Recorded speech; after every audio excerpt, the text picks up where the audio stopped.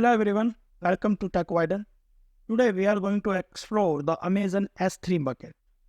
So in the learning path of System and Operation Administration certification, S3 bucket and the security is not only one of the most important topic for the certification, but for the architecture creation of application and software in AWS. So S3 bucket is like having a virtual storage or warehouse, right? Where we can store and retrieve massive amount of data with security. Imagine it's a kind of a room which is filled with countless virtual storage and each labeled and organized for easy access. For example, we have a growing e-commerce business, right, that deals with a vast range of products. So as our business boomed, so did our data storage needs. And we need a way to efficiently store, manage and access all the product images, their customer data and transaction records. It provides or offers an unlimited storage capacity with almost 100% of durability and availability. Rather than it also provides features like object versioning, server-side encryption, access control list, bucket policies is there, then cross-region replication is there, then lifecycle policies, and many more. With the object versioning, S3 keeps multiple copies of an object and allow us to revert to any previous version of the object. So a simple storage service or S3 bucket rather than for an e-commerce website, it is also commonly used for storing and retrieving static web content and for the big data analytics. It also integrates with other AWS services like EC2, Lambda, CloudFront and many more, and making it more powerful storage solution for various use cases. Now let us understand how does it work for it. We have to create the S3 bucket and let's go to our AWS console. In the search bar, type S3. You can also make a shortcut of it if you often use the S3 service of AWS. So currently I have no bucket. Let us create one of them. Click on create. Put some general information like name of the bucket and their reason and some specification related to bucket. So let me put the name Techwiden 3. Choose the reason as well.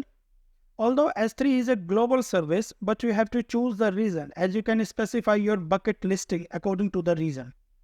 And name of your bucket should be unique, so be specific for your bucket name. The next option is providing the permission of access control list.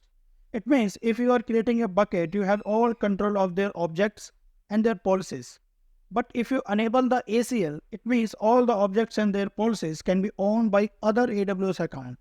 So let us choose ACL disabled.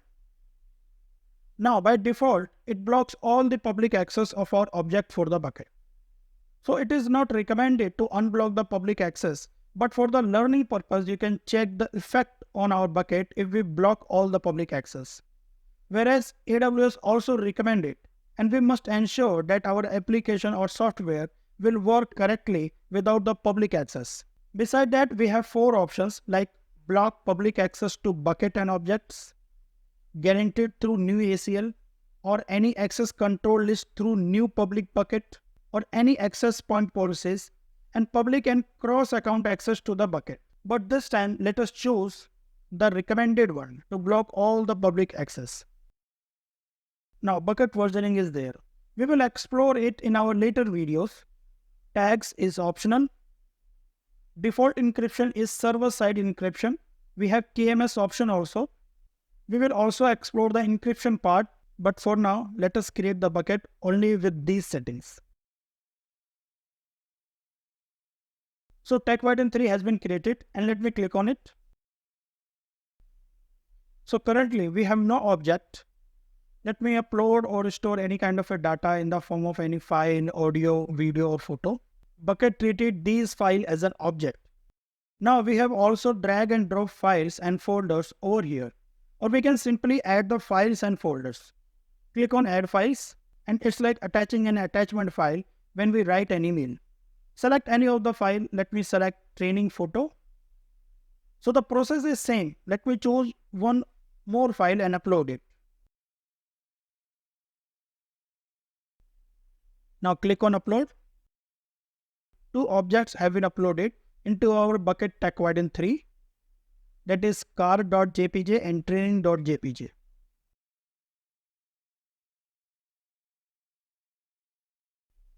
Click any of them to know the details of the object. Now here we can see there is an owner ID of the object, there is specific AWS reason, their size, type, and there are other links as well. We have also an object link to access the file directly from the internet. So let me click on it. But this time it will show an error of access denied, because remember we have blocked all the public access of the bucket. So it means none of the object can be accessed through the internet of this bucket if it does not have any right kind of permission or authorization. So let me do one thing, go back to our object, and we have a tab of open from where we can directly access the object. So click on it and the object is visible now. Let's go back to our bucket. We can also create a folder and add files into that. Most of the time in the organization, the creation of folder is popular because of the multiple tasks and their uses, or department and feature wise. It may possible one bucket having all kinds of files and objects of your software and application.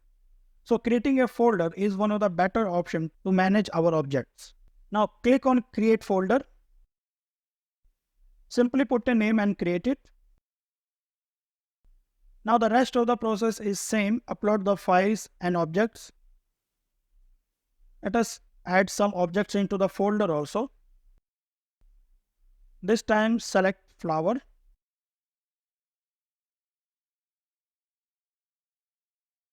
So currently we have one folder and a couple of files. And similarly, you can add your web page, HTML pages and other files for the website application or software. So that's it from this video. In our next video, we will explore their permission part and other properties of S3 bucket. If you found this video helpful, do like and share it with your tech friends and don't forget to subscribe the channel. Until next time, see you in the next video. Thank you.